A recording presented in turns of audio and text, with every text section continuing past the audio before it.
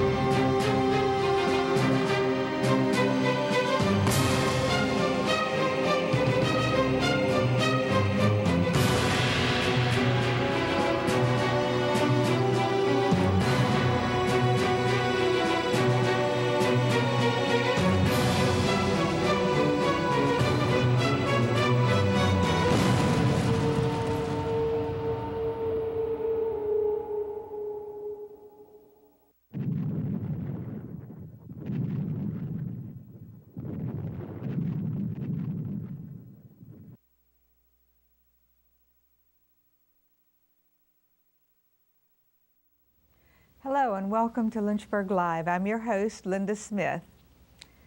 Welcome to part 2 of our focus on Hunter's Raid, the Battle for Lynchburg. Last week we had Greg Starbuck and Andrew Prasse as my guest, and they're here again today to tell us more about their Emmy Award winning production. Glad to be here again. Thank you so much for having us. All right, as we get started today, we've done, for folks who watched last week, we've gotten a little background on you all and how you got started with this and how you made the film. This week I'd really like to sort of focus on what it must be like to win an Emmy and what you had to do to get involved with this and that kind of thing. And one of the things I want to know is, how did you manage these massive battle scenes? Well, most of that is stock footage. I think in some cases Andrew took some footage that he filmed and you replicated Exactly. it. Exactly. We'd turn, 10 people into 100 people, so it, had a grander scale to it. Yeah, basically it's like Photoshop. Anything you can do with Photoshop, you can do it with video. And he would take and just double up or triple up whatever you saw on the screen. But the majority of that was stock footage that either we bought or was donated to us. Now, who made up the cast? Where did you get all these people? Although now I know that they were cloned. Family, friends, former friends, no. Just anybody and everybody. Seriously, we got family, friends. I grab people out of my church. We grab people just in our daily business life. I'd look at somebody like Lewis, who does our pest control, and said, he'd be good. So we just plucked people, and then we put out open calls for local reenactors. And what was really amazing is that not only did we get local reenactors, we had reenactors from all over the state drive in, and then some of the really key people came from places like Maryland and Florida and South Carolina, people that are really into Civil War movies. So, we just brought in people anywhere and everywhere we could. And they were volunteers rather than paid actors. That's right. I think to have an opportunity to do something like this probably is all the pay that a lot of them would like to have. I think people sensed that we were kind of doing something out of the box, something creative. It's that classic example of, let's put on a show in our backyard, we'll build the set, and we'll take it to Broadway. How many cast members did you actually have? Do you know? The credit list. Yeah, if you look at the credit list, it's I want to say it's about 1,000. Because anywhere we went, we would say, well, here, give us your name, and we'll record it and get you, in the credits. So I think it was close to 1,000 Oh people. my goodness! I also read that some Lynchburg College people Yeah, that was were kind a of part of this. that was kind of fun. One of the people that worked on the film is a local historian, Dr. Clifton Potter, and he came up with the idea of, well, I'll put out the call to the college, to the faculty and the students, that we're filming on such and such a day. So he did that, and I was amazed by the response. We had a lot of students and a lot of faculty, and that was kind of fun. We got all these PhDs out there, and we put them in Civil War uniforms and put mud all over them, and That's really cool. They were just common soldiers. So it was kind of nice. I mean, Lynchburg College is just around the corner from us, so it was very helpful and convenient for us to have them help us. And I'm sure that was a lot of fun for them too. That has to be doing something Oh entirely yeah, different. excitement. Hey, we're making a movie, and yes. So where was the film shown publicly first? First time was at Lynchburg College through the auspices of Dr. Potter and some of the other faculty there. They arranged for the premiere to be held in the Shule, in the Sidner Theater Room in Great. Shule Hall, and it was held May in 2010. We had a sold-out crowd. We had two premieres. We had one premiere that we did as a fundraiser, and then we had a second premiere for cast and crew, and that was free for everybody that worked on the movie. We didn't feel like we Right. wanted to charge them to come see what they helped.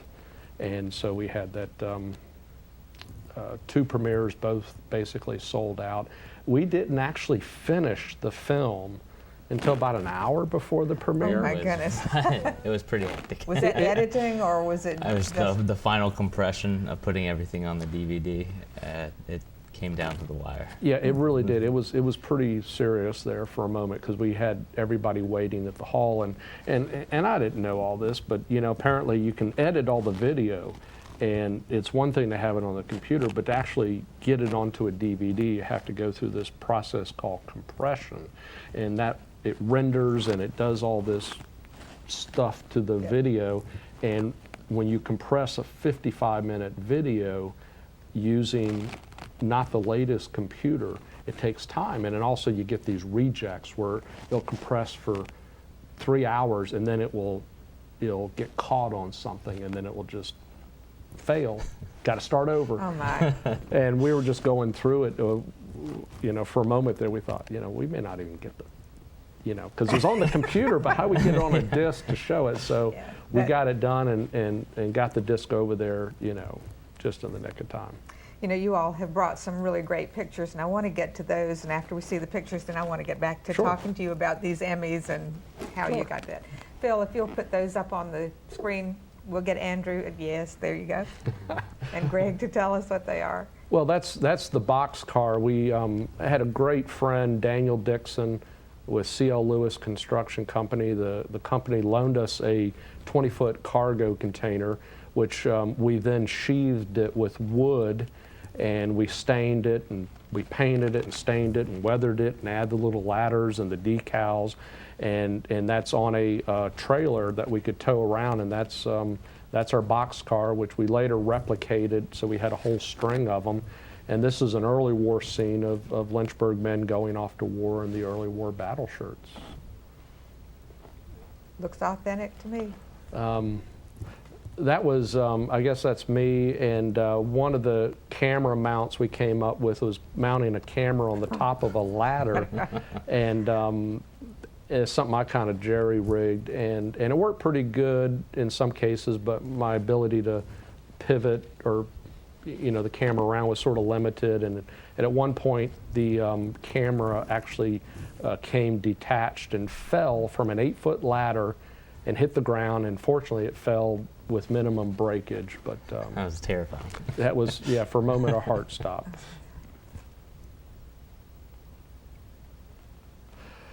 These are, I had 3 gentlemen from the Winchester area who I knew, and they work on a lot of movie productions.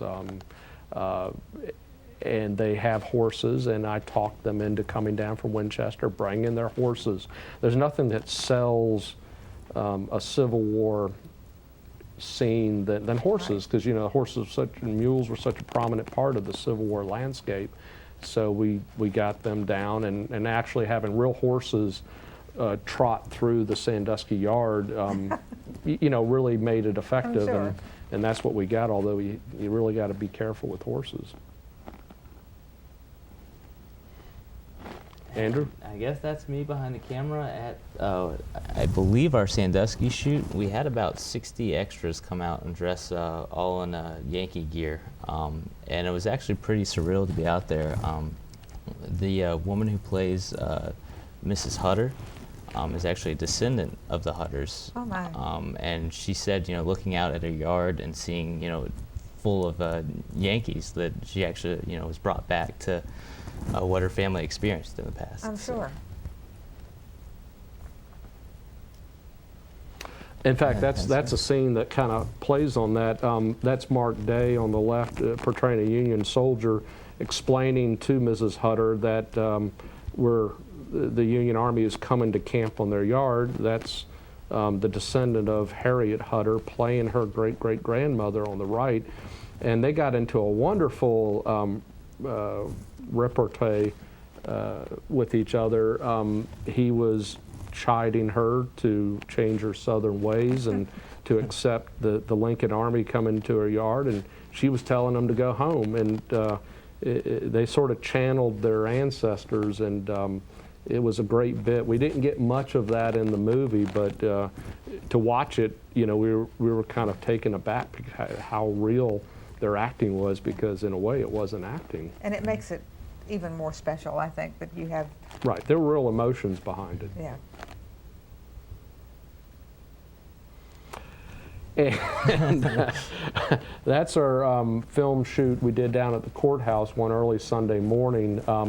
That's an old fire truck that Randy Parr of Lynchburg Restoration graciously brought and loaned to us, and that's Rob Hodge, who's a noted filmmaker in his own right. He has his own Emmy for productions he's done, and he was our cameraman, and I don't know why, but he volunteered to get on the thing, and he got up way up in the air to get these dramatic shots, and he's braver than I was.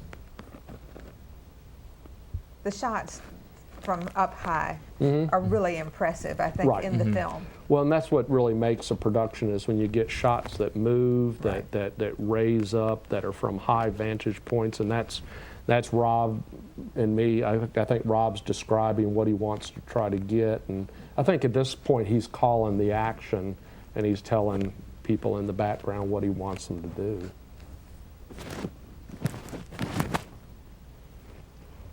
And that's me again at Sandusky during another film shoot. I believe this one, we stood in, or Sandusky stood in for Lexington.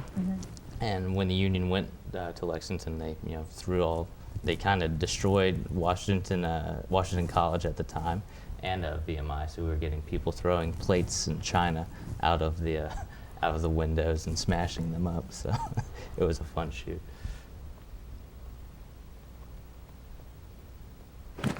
This is the train station down in Evington, and it's owned by a private landscape firm who graciously let us come.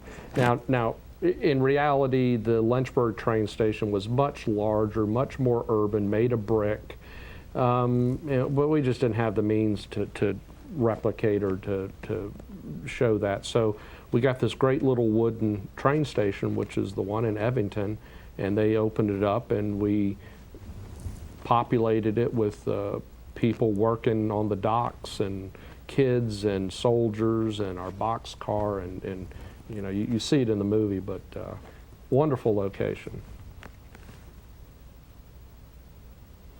And this is the train station again with Rob Hodge. He came and down, and he's got an excellent eye for photography and angles and action and color. And so we got Rob down, and he got some of the best footage we did at that shoot of that wonderful station. And this is sort of an example of the mass of what we were trying to do there at the station. This portrays the train coming into Lynchburg and all the civilians being really happy that their city has a hope of being saved. So they're all cheering the oncoming army that's just pulled in and hopefully going to save Lynchburg. It's a really authentic scene. It is. It was With one your of our smoke best. bombs and whatever else you were using. The great part is, we had that, train hooked up to a truck so we could actually pull it. So Yeah, that's so cool. You have a moving train and all this, action going on. It looked amazing. And I think that's the same location. We had a horse and buggy. We had a mule. We had an ambulance, and the mule was going to pull the ambulance, but the mule didn't want to do that day. So the mule was just being led around. But again, that's the train station location with some of the people, Confederates, and Rob working the camera and getting some wonderful shots. Well, all right, while that's up there, let me ask you, how does a film like this get nominated for an Emmy? Well, you have to go through a complicated application. You have to submit it. The submission, now it's done online, but it's a fairly lengthy form that's ambiguous and confusing. We got through the submission part. You have to upload examples from the movie, and then all that is sent to another part of the country, and documentary television professionals in that other part of the country judge it, and if it's judged to a certain level of quality, it's nominated. If it's judged to a higher level, they call it a standard of excellence. At the highest standard of excellence, it wins. It's awarded the Emmy. Now, what categories were you all nominated in? I was nominated in film editing, non-news, and Greg was nominated in director post-production. I was also nominated in audio, and the whole show was nominated for historical documentary. Right. And your winning categories were? Were historical documentary. As a full documentary, it was deemed excellent and won as a full documentary. And then I won as a director of post-production. Andrew won as an editor. Where were the ceremonies? Up in Washington, D.C. at the Newseum, which is a news media museum. And they have, it's just an incredible high-class museum. They have helicopters and hanging from the ceiling, news helicopters. I mean, it's a really big, plush thing. And they have a really wonderful theater in there that they held the award ceremony. Now, mind you, we're from Lynchburg, and this is not our profession. We were sort of the country mice gone to the big city.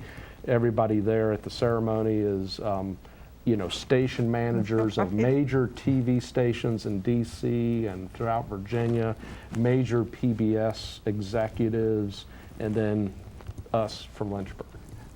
But you looked great. I'm sure you represented Lynchburg very well. It was fun. It was I fun was going to ask you if Lynchburg. it was fun. Did they have a party afterward or anything like that you got to go to? Well, I think Andrew found some parties afterwards. But no, they have a reception beforehand with food and drink and stuff, and then everybody goes in. Ceremony actually takes about 4 hours. Oh my! Because there's a lot of categories. A lot of people too. There's a lot of people. There's a lot of categories. They really. You have categories for the best sports feature in a small market, then you have a large market, then you have the best weather story, the best news anchor, the best weather anchor, just so many categories. So it took a while to get through them all. Did you know you were going to win when you went? Had they told you? No, you don't know. That must be exciting. You don't know, and I really debated whether to take the time to go up. I thought, well, if I don't go and I win, I'll feel bad that I didn't, but if I go up and don't, but anyways, we went and it all turned out really wonderful.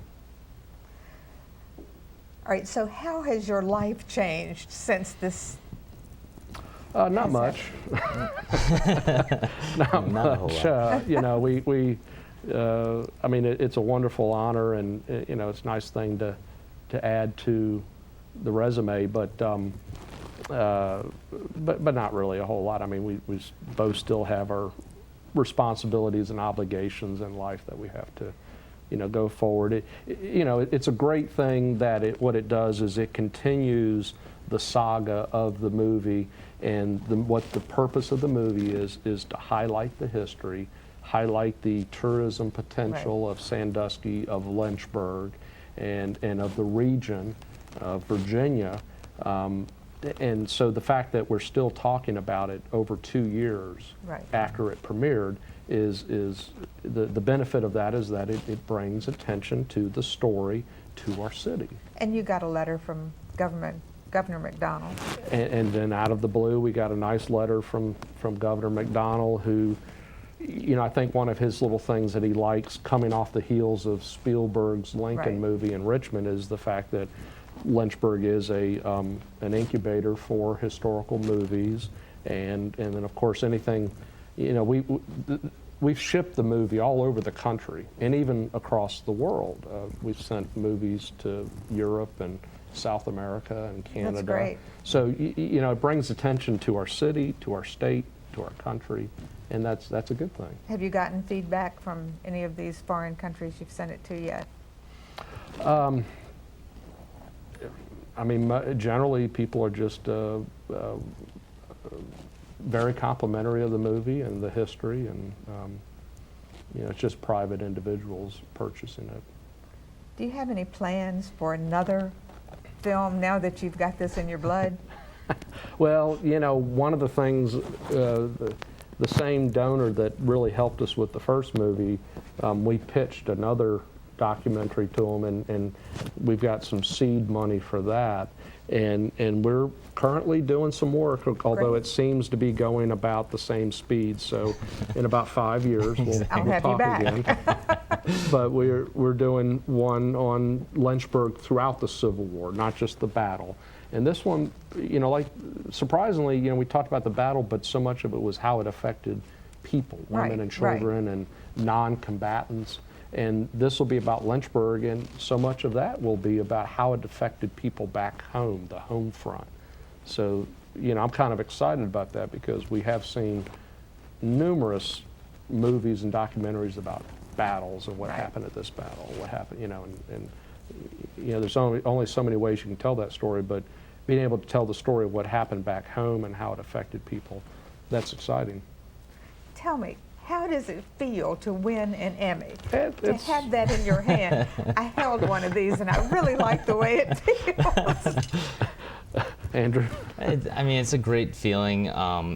Obviously, it's an affirmation of not only like Greg and I's hard work, but an affirmation of everybody involved in the project. I mean, these Emmys are for the community, basically. Right.